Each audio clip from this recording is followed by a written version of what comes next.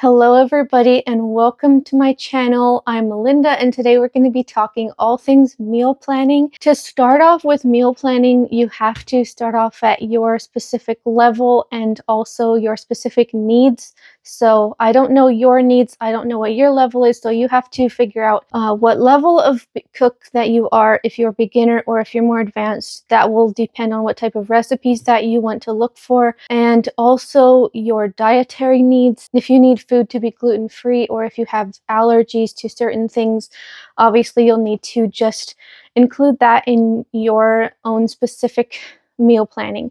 For me, I don't have any allergies for me or my family. We go for meals that have meat, starch, and a vegetable.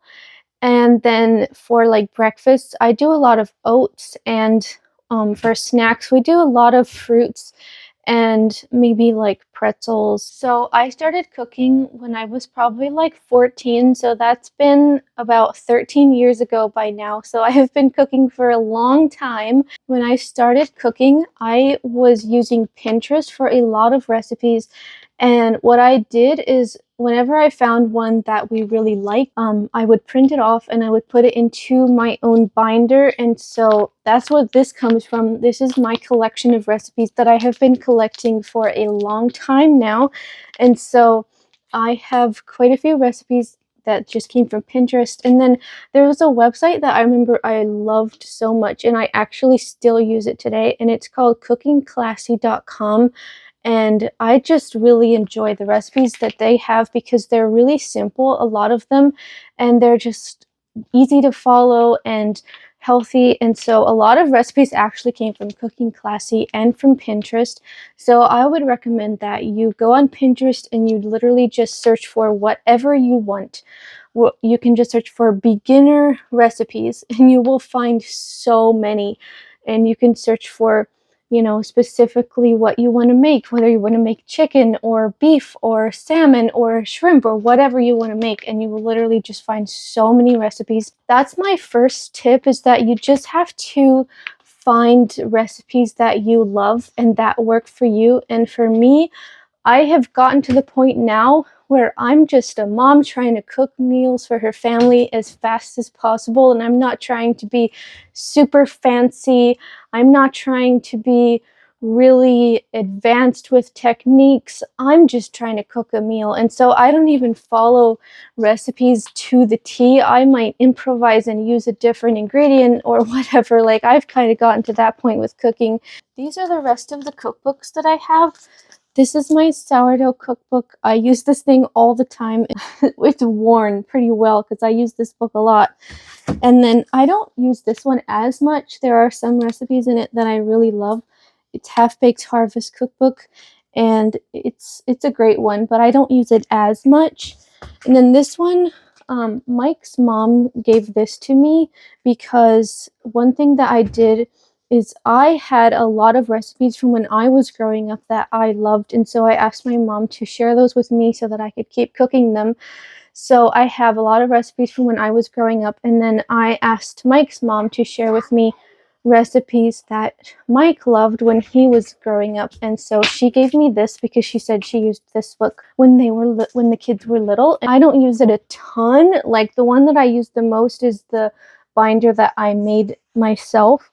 But I also love to look through here because it gives me a lot of inspiration, and it's really good for beginners. There's a ton of pictures and steps, very detailed, and so I really like this cookbook as well. So I guess you could also just collect your own cookbooks, your own variety of things that you would like that will challenge and inspire you. And if you don't know where to start, I would just say start somewhere. If you are cooking for your family or just for yourself and you get feedback from your family that they don't like what you made or they're just not really into it, then just pivot to something else. Like, it's literally just that simple. Like, I have learned that there are certain things that Mike doesn't love, and I try to stay away from those things. For example, he hates zucchini, and it's not something that I make. I just don't ever buy zucchini because he doesn't like it, and he's tried it before and he said it's not the taste.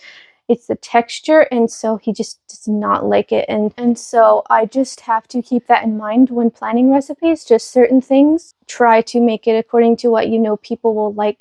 I feel like I try to simplify cooking as much as possible.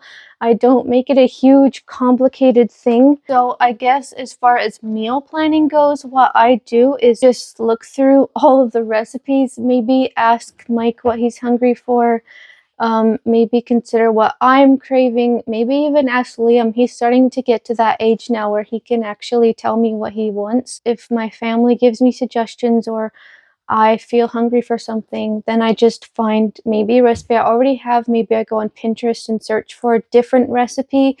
And also, sometimes I get really stuck in a rut. Like, I can just make chicken drumsticks, for example. I make those so often, and I start to get into a rut and I feel tired of them. And so then I just go on Pinterest and search for chicken drumstick recipes, and I just find a different recipe, and it can be a totally different flavor, and it really just helps me to get out of that rut. And then I will just write down a lot of the recipes that I find. I will just make a list of the different ones, and then I will just go through and see what ingredients it takes. And if I need ingredients for those recipes, then I will just write them down on my grocery list. That's kind of how I do it. It's literally that simple. And so just make a collection of recipes that I want to make, and then just see if I have those ingredients, and if I don't, then I just make a list of them on my grocery list. So I guess I need to talk about my grocery list for a little, because I take this very seriously. I take my grocery list so seriously, and I have been recently spending quite a bit of time on this because it's how I keep on budget. It is how I stay so strict with our budget. And so what I do is during the week, whenever we run out of something or I notice that we're getting low on something, I will write it down on my grocery list. Another thing that I will do is I will check my pantry or the fridge and freezer before I make my grocery list to check to see if there's anything that I'm low on. I actually think that I'm running low on rice. Okay, we're not like really low on it, but I will probably still write this down on the grocery list, just because one of the tricks to having a good budget is that if I wait until I'm out of everything, then I need to spend way more money to get caught up. But if as we open a bottle of ketchup, I write it down on the grocery list and buy another one next week, then I just kind of keep a running cycle on what we're low on, and then it doesn't run out as fast, and it doesn't make me feel panicky when the ketchup bottle is empty and I'm like, oh no, we ran out of ketchup. So like, I try to keep a running cycle of things that we're low on, and then I get it next week, and then when we start the next container or whatever, like the rice, for example, it's half empty.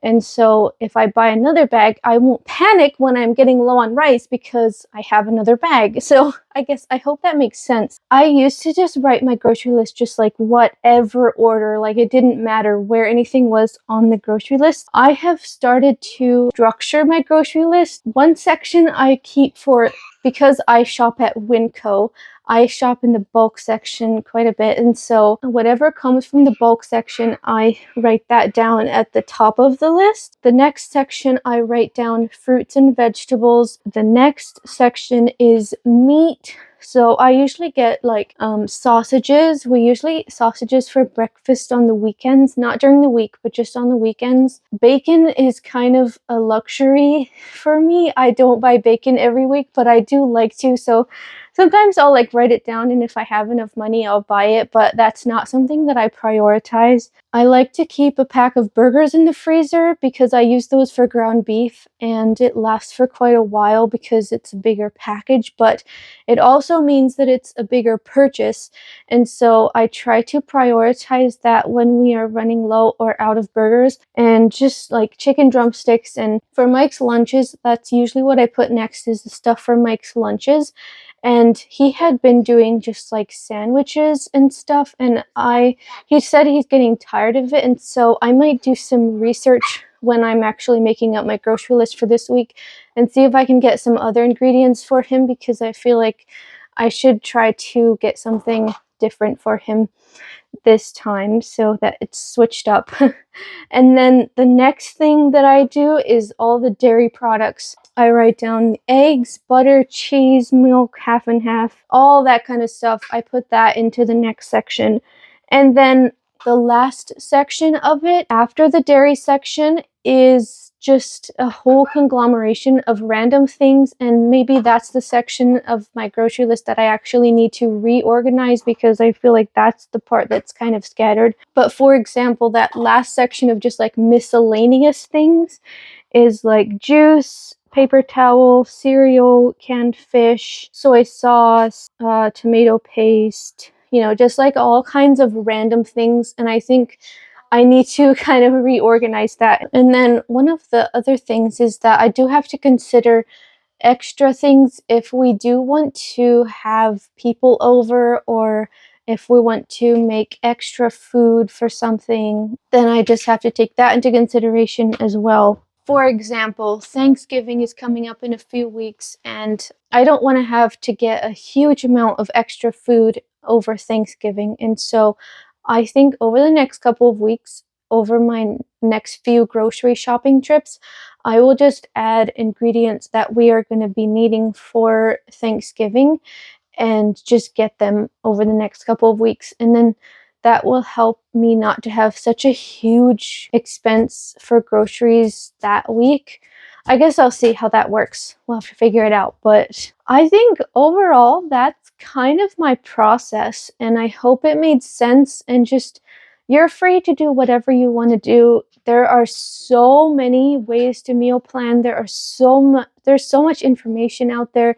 You can do whatever works for you. This is just what I've learned, and this is how I stick to a very close, tight budget, and you can do whatever works for you. I hope this was helpful though, and please let me know in the comments what you guys do. It would be nice to hear what other people think. But thank you so much for watching, and I'll see you guys in my next video. Bye.